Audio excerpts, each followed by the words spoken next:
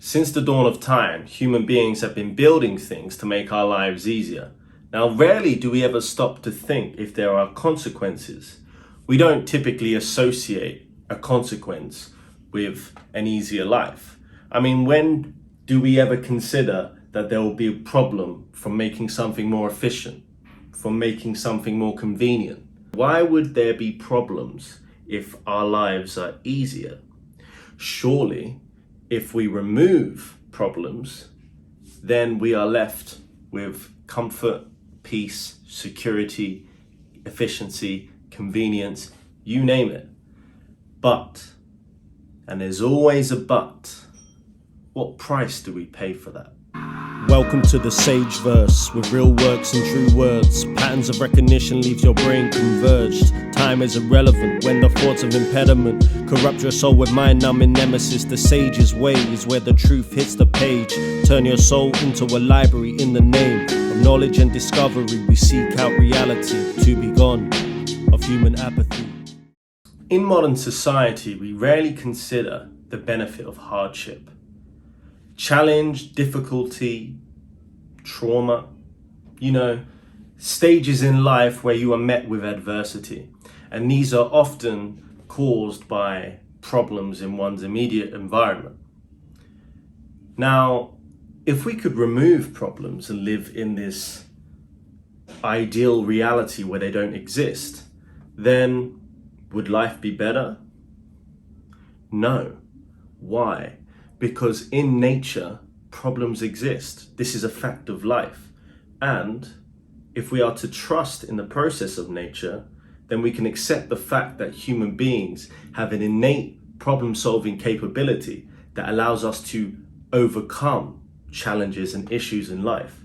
Therefore, before we get too quick to remove all the problems and create convenience in our environment and in our society, we have to stop and think, what problems will we therefore cause from that? And I'm going to talk about that in this video. Why hardship? Why should we consider it as a tool to benefit in the human condition?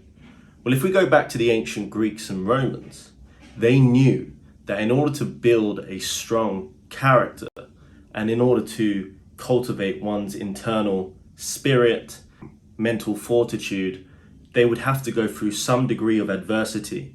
And that adversity reaps fruits at the end in terms of a strong person. Now, nature favors the strong, whether we like it or not. And I think that it's better for humanity in the long run that its individuals were strong-minded. Now, as a society, we should help those around us, especially those who are weak, in order to be strong. In the process, we should not lose sight of what is more ideal. If we could rid the world of negative thinking, and if we could rid the world of anxiety, depression, and all these different things, then we would be better off.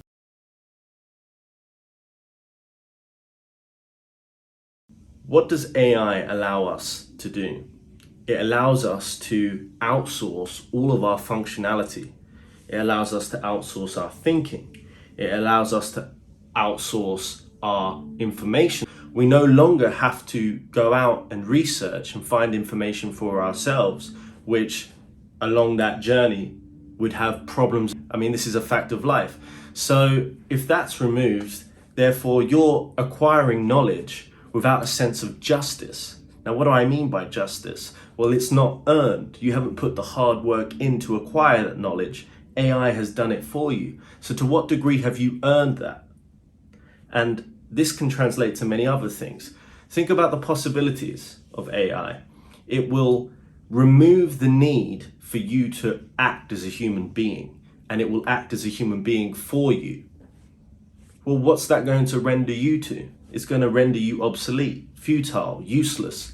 I mean, these are the issues that in the long run, AI may have in store for us. And AI is just one aspect of many other aspects that build up the picture of weakening the human condition. Technology in general removes us from nature, and in the process of removing us from nature, disables the qualities that make us human and disables the qualities that make us thrive as human beings. So this is, a big problem that we as a society don't really consider. If you look at old times, ancient times perhaps, where hardship was far more prevalent than it is today, we live in very privileged times, yet we're screaming on the streets as if we're not privileged. We're arguing for things when, we have a roof over our head. We are now creating problems through our imagination. As Seneca said, we suffer more in our imagination than we do in reality. And this is a fact. So if you're removing real obstacles in our lives and replacing them with fabrications of the mind, then, is this not delusion? Have we abandoned reason? Have we abandoned the ability to adapt to circumstance? Darwin said that it is not the species that's the most strongest or the most intelligent that will survive, but that which is able to adapt to its environment. Now, if AI is the one that's adapting to problems that it's able to solve miraculously, then how does that benefit us? When shit hits the fan, so to speak, how would we adapt if we no longer have the wisdom or experience to be able to do so? These are the problems we should be considering as a society. And these problems exist independent of whether AI exists or not. It's just AI is an extreme form of how technology has advanced to the point that it will sooner or later render the human being useless.